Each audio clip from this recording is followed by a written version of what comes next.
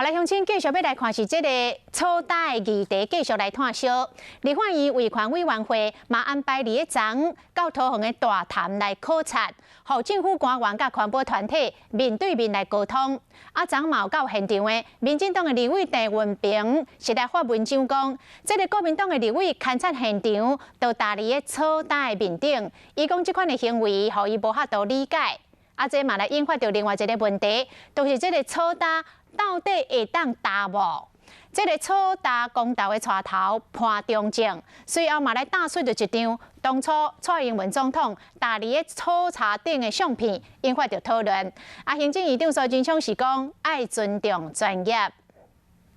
民进党立委郑运平昨去桃园大潭海藻搭现场勘验，所以伫咧人面前抛出一张相片。即日同款伫咧会场会勘的国民党维权委员会，因拢搭伫咧海草搭顶，互因无法度理解。当大家都那么专心的在现场实地会勘有一位同学在旁边竟然不专心的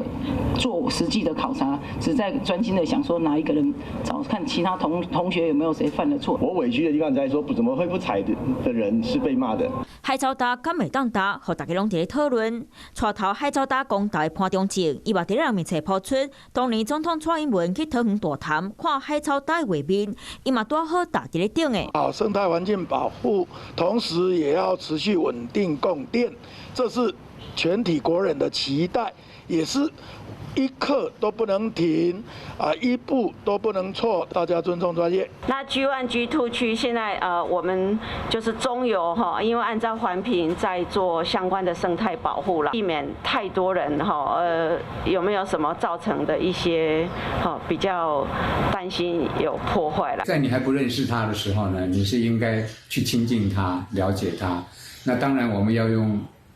柔软一点的步伐。勘验本来是想要做好生态保护和经济政策的制定，却因为一篇破文，互重点规个总走进去，嘛互大家拢料想袂到。